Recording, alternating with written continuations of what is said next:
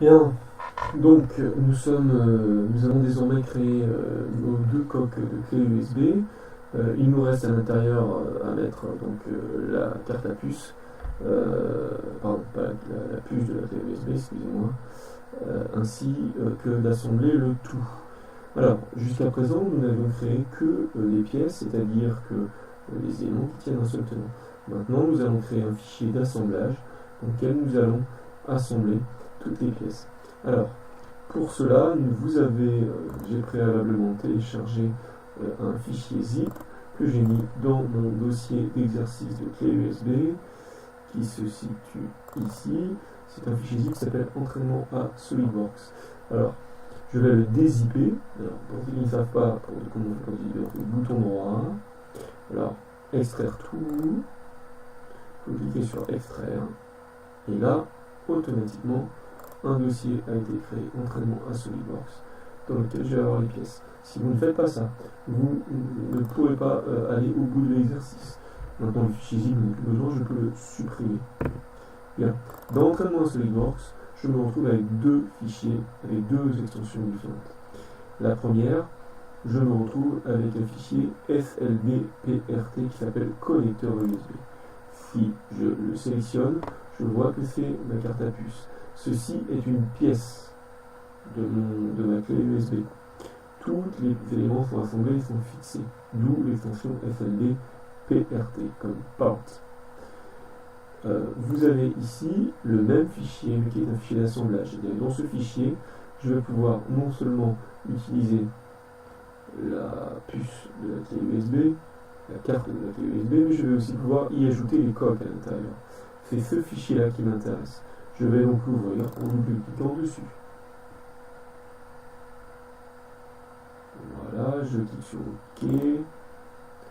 C'était des informations d'apparence. Et donc là, on voit bien toute la puce de ma clé USB. Donc, ça c'est la première info. Maintenant, sur cette puce, je vais y amener mes deux coques. Alors, il y a plusieurs manières de faire pour les amener. Moi, je vais essayer de vous en montrer une qui me semble être la plus simple et la plus évidente. Alors, pour cela, je vais cliquer ici sur Insérer les composants. Comme je n'ai pas fermé mes deux fichiers face A et face B, vous vous souvenez, si je fais CTRL et tabulation, ici, je vois très facilement que j'ai donc ma face B, ma face A ouverte, ainsi que la puce, la carte de ma clé USB.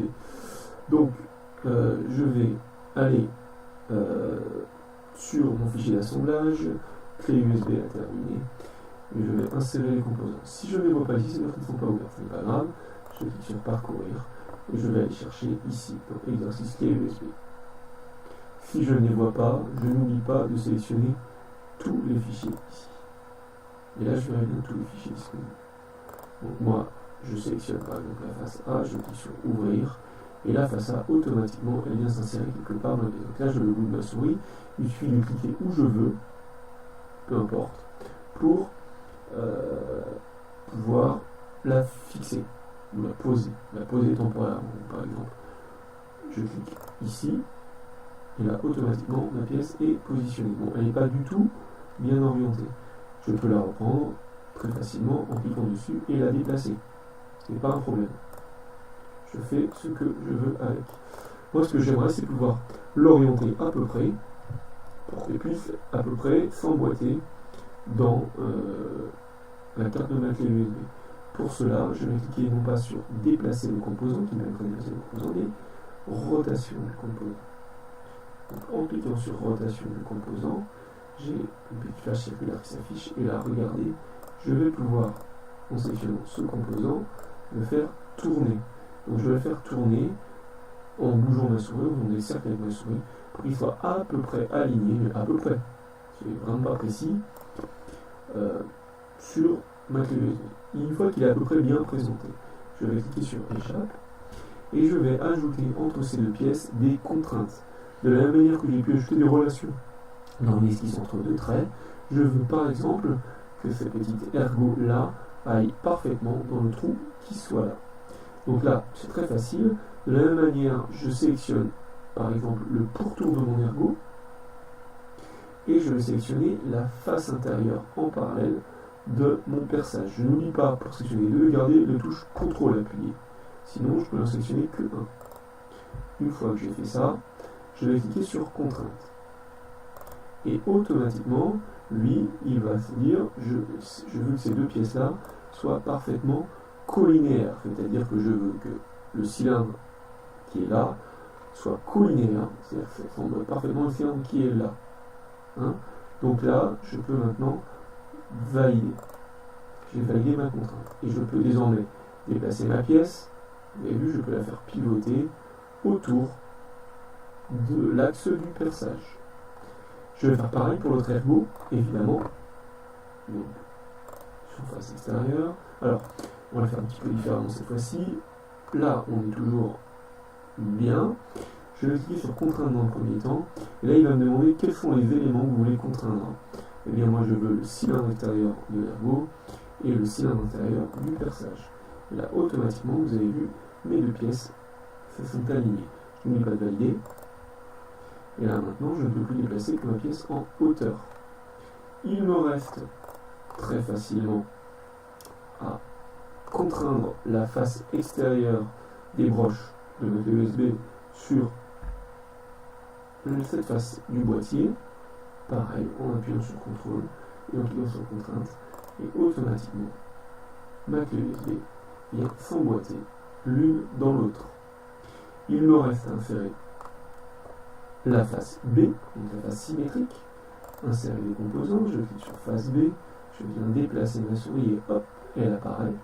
Je la positionne où je veux, je n'oublie pas de la faire rotater, donc de la faire tourner pour qu'elle s'emboîte à peu près, et je viens ajouter mes contraintes de la même manière. Par exemple, je veux que cette face-là et cette face-là soient contraintes, parfaitement alignées. Je veux ensuite que... Alors, on va fonctionner peut-être avec un point.